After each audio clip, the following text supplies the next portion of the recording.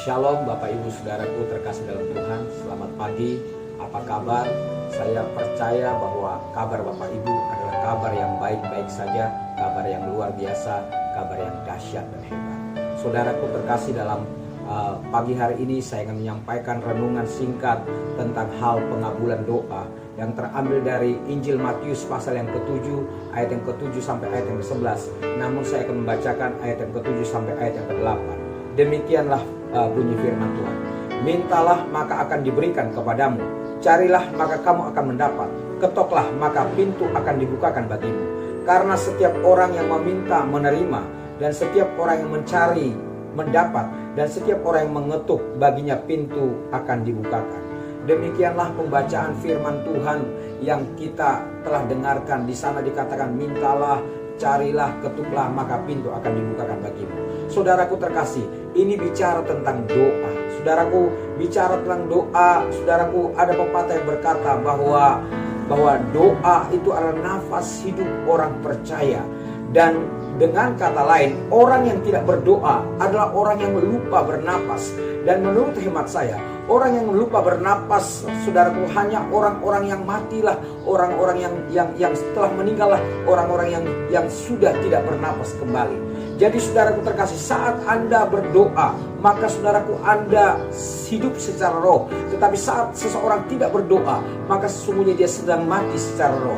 Saudaraku terkasih, namun doa bukanlah sekedar doa. Saudaraku terkasih, sebab banyak juga orang yang berdoa tetapi dengan motivasi yang lain. Saudaraku terkasih, dengan motivasi yang salah. Ada orang berdoa ingin dilihat oleh orang lain, ingin dipuji dan dibilang rohani. Bukan itu yang Tuhan kehendaki, saudaraku terkasih. Bukan itu yang Tuhan mau. Tetapi saudaraku terkasih, motivasi yang benar, motivasi yang berkenan, motivasi yang kudus, motivasi dengan tujuan yang baik, saudaraku. Itulah sebuah doa yang Tuhan kehendaki, yang Tuhan inginkan, saudaraku terkasih. Dan saudaraku, dengan motivasi yang baik, dengan motivasi yang benar, inilah sebuah doa yang Tuhan inginkan, yang menghasilkan mukjizat dan yang penuh dengan kuasa. Saudaraku terkasih, mungkin saudaraku Anda pernah mendengar singkatan dari kata PUSH, P-U-S-H. Apa itu P-U-S-H? Pray until something happen. Saudaraku terkasih, apa artinya? Saudaraku, berdoalah sampai sesuatu terjadi. Saudaraku terkasih, pernyataan ini sangat sederhana, tetapi dalam maknanya, hal ini memperlihatkan keyakinan yang kuat, saudaraku, keyakinan yang kokoh dan keyakinan yang hebat. Pertanyaannya, saudaraku, apa yang saudara harapkan terjadi dalam hidupmu? Apa yang saudara harapkan terjadi dalam keluargamu? Apa yang saudara harapkan terjadi dalam kesehatanmu? Terjadi dalam keluargamu? Terjadi dalam kehidupanmu, saudara terkasih dalam Tuhan?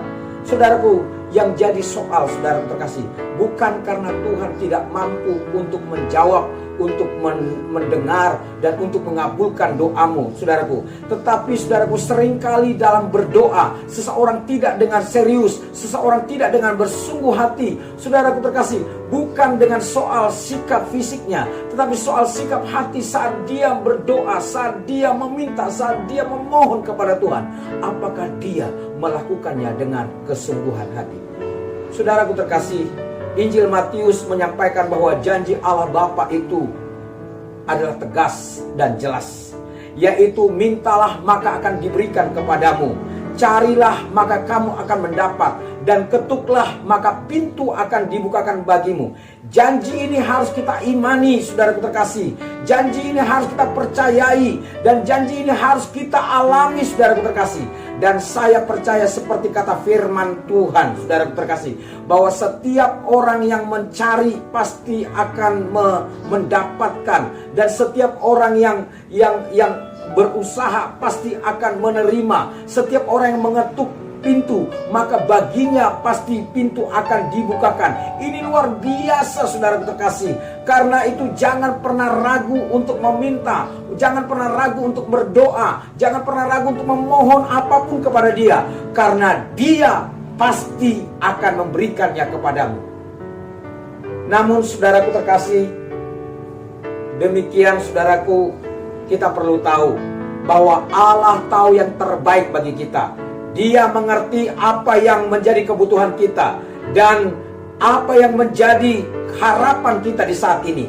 Saudaraku terkasih, jadi meskipun demikian, kita tetap berdoa sampai sesuatu terjadi, saudaraku. Kita harus sadar bahwa Allah lebih tahu mana yang terbaik bagi kita, bahwa Allah lebih tahu mana yang terbaik untuk saudaraku terkasih. Kita tidak perlu memaksakan kehendak kita. Kita tidak perlu memaksakan, saudaraku, apa yang menjadi keinginan kita. Saudaraku terkasih, yang perlu kita lakukan, kita membuka diri, membuka hati, saudaraku, untuk mendengar jawaban Tuhan atas segala permohonan doa kita. Apakah Dia akan menjawab iya? Apakah Dia menjawab tidak? Apakah Dia menjawab nanti? Atau jawaban lain yang kita tidak duga? Selain itu, kita perlu sabar menantikan Allah menjawab doa kita. Dan percayalah bahwa segala sesuatu akan indah pada waktunya. Karena itu, saudaraku terkasih, tetaplah percaya kepadanya. Jangan bimbang dan jangan ragu. Sebab bila sudah tiba waktunya, maka doamu pasti akan dijawab oleh Tuhan.